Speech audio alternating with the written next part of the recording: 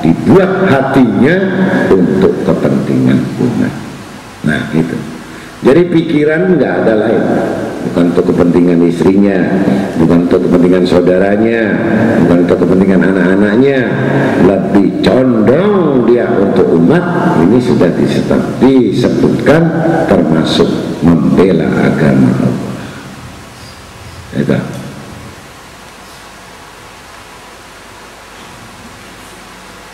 Salawat dan salam pujian itu wajib kepada baginda Nabi Muhammad SAW, salawat kepada ahli baitnya. Jadi orang yang tidak berselawat kafir.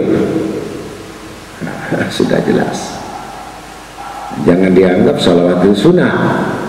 Ditinggalkan salawat kafir, tidak sah, batal hukumnya. Pertama rujukannya bagaimana?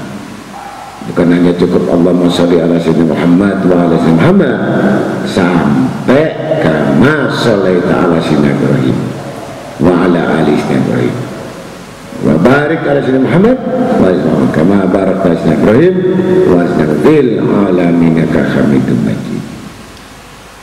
Ini kekuatannya.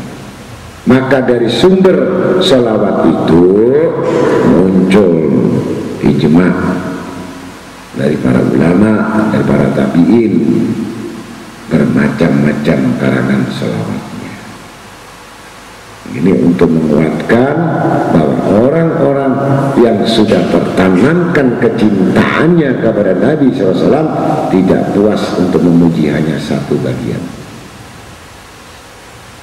Contoh, kalau seorang laki-laki itu cinta sama kekasihnya, apapun yang dia keluarkan agar membuat kekasihnya itu kelihatan cantik. Rambut kurang bagus, masukkan di salon. Wajah yang kasar, bagaimana cuci muka. Kuku yang tidak rapi, dirapikan. Bagian yang tidak mahal, dibuat semuanya. Bahkan sampai perempuan itu memiliki perhiasan toko emas berjalan, kakinya dikasih bengkel agar kelihatan apa? Ini tanda-tanda untuk memberikan kepada sesuatu apa yang dicintainya. Pengorbanan yang begitu besar agar dapat balasan cintanya. Bukan kamu terserah saja, biar kamu rembes, biar kamu kepet. Itu namanya tidak ada perhatian dan kecintaannya. Begitu pula kita cinta kepada Nabi Muhammad SAW. Pasang badan kita, pasang harta kita, pasang kemampuan kita, pasang tenaga kita, pasang keringat kita, pasang jiwa kita, pasang hati kita, semua mutlak mafi, kosong apa yang pada diri, dan ingin balasan daripada Nabi Muhammad. Ini kecintaan, bukan sekedar. Kalau satu katakan sekedar itu yang tidak dapat balasan, dari mana balasannya? Segala sesuatu itu kalau nggak konsentrasi nggak bisa, harus fokus. Semua pekerjaan fokus. Apa yang dikerjakan fokus. Sekecil apapun diketahui kekurangannya dan kelemahannya. Ini orang kerja. Kalau sekedar bekerja,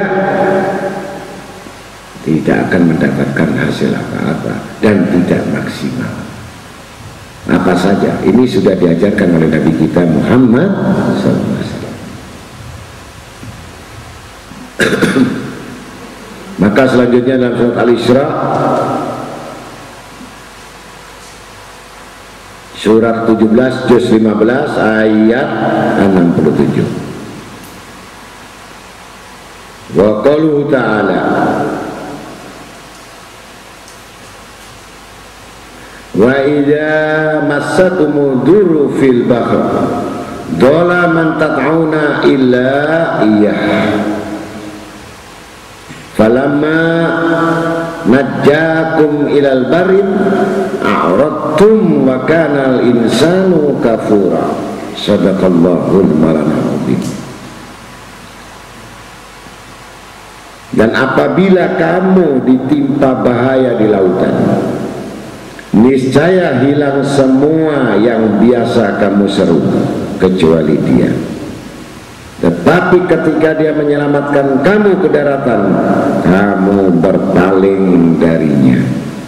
Dan manusia memang selalu ingkar, tidak bersyukur. Lebih jelas, summa amanu summa kafar. Ini ada orang yang berjalan berlabuh, terdampar di tengah lautan, ada badai yang menyambar. Kemudian dia menyelamatkan dengan sepotong papan di tengah laut. Istrinya entah kemana, anaknya kemana, hartanya entah kemana. Semua dihapus memorinya sama Allah Ta'ala. Yang ada dalam pikiran cuma satu, bagaimana saya hidup. Terapung. Dari 1 jam, 2 jam, 3 jam, sampai 12 jam, sampai 1 malam. Kalau orang yang berzikir mengadu kepada Allah, ya Rabb. Kalau orang yang tidak beriman, bagaimana nasib saya? Kalau orang yang ingkar, lebih baik aku mati bunuh diri. 3.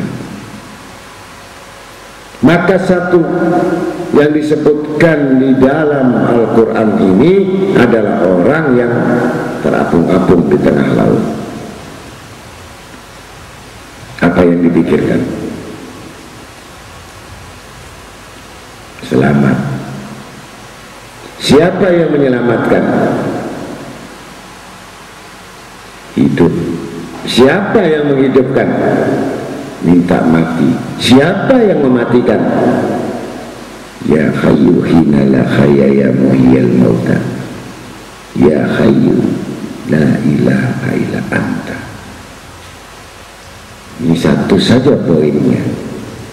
Bagaimana kondisi orang yang kehilangan semua, anak istrinya, hartanya yang sudah berantakan di dalam lautan. Ya Rabb, tolong saya. Ya Allah, tolong saya. Tidak ada pertolongan. Ada kertas yang lewat di hadapannya, karena lapar dimakan.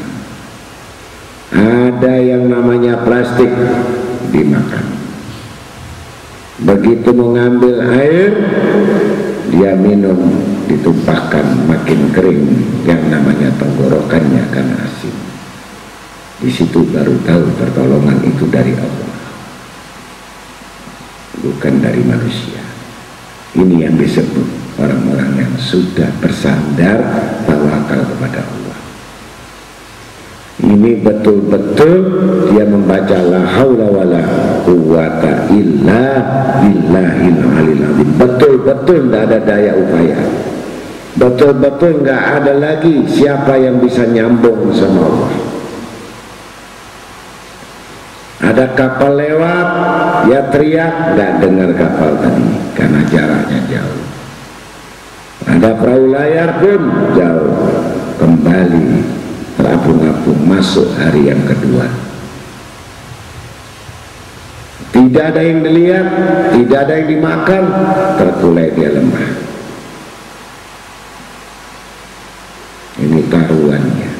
Apakah dia mati di dalam papan yang sepenggal itu dengan nyebut la ilaha illallah, atau dia mati dalam keadaan mengeluh dan putus asa, atau dia mengakhiri hidupnya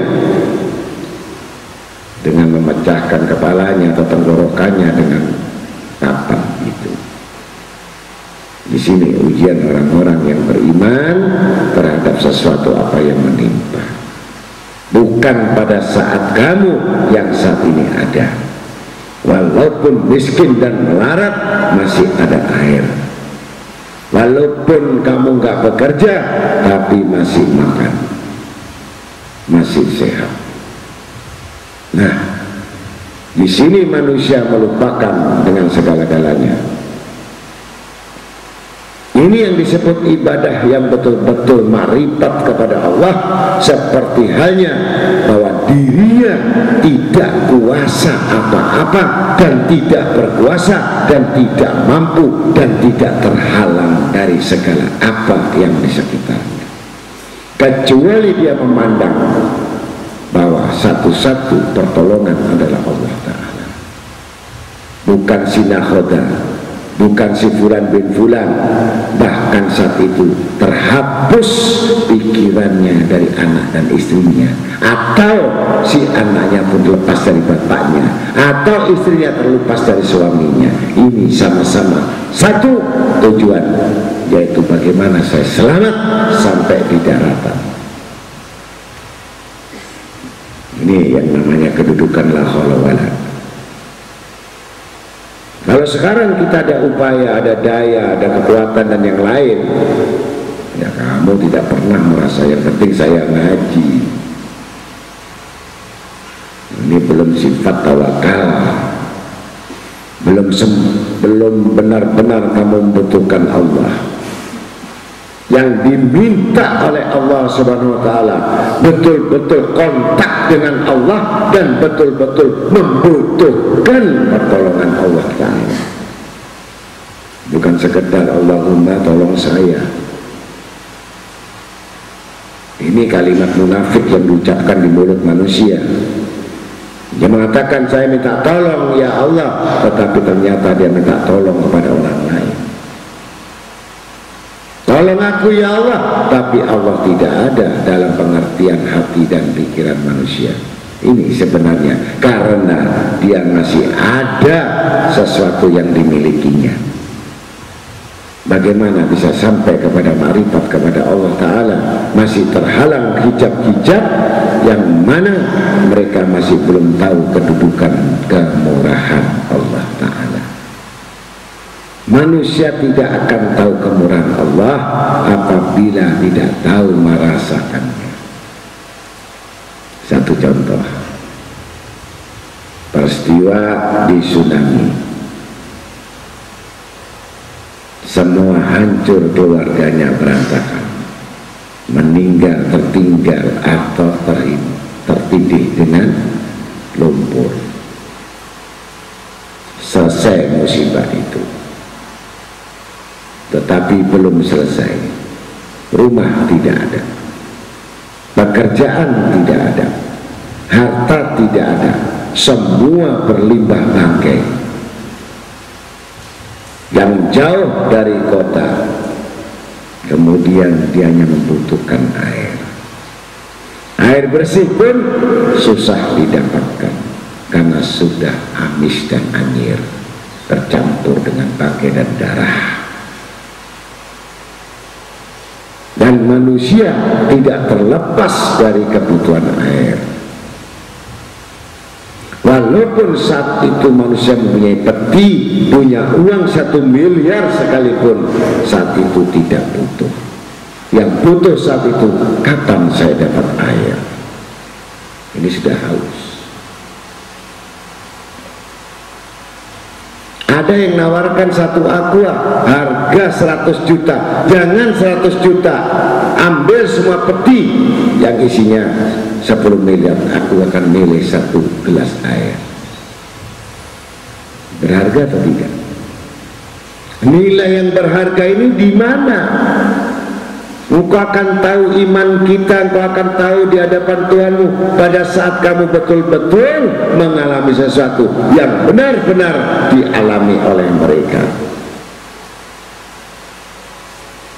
Bukan sekedar kita sebagai kebutuhan, walakin asaran nas la yashkurun, maka di situ kebanyakan manusia tidak bersyukur. Karena ada nyebrang ada aqua, ngaji ada aqua, di rumah ada air. Kau bisa bayangkan orang yang kena musibah, sejauh mana syukur kamu di hadapan Allah. Ini kecil saja soal air. Ini pertama. Jadi yang satu terapung sehingga sampailah dia daratan, baru dia selamat sampai di tepi pantai, mengatakan mana anak saya, mana istri saya, mana harta saya, mana rumah saya, mana alamat saya. Tuh kembali putus sudah sama Tuhan. Tidak ada setengah jam.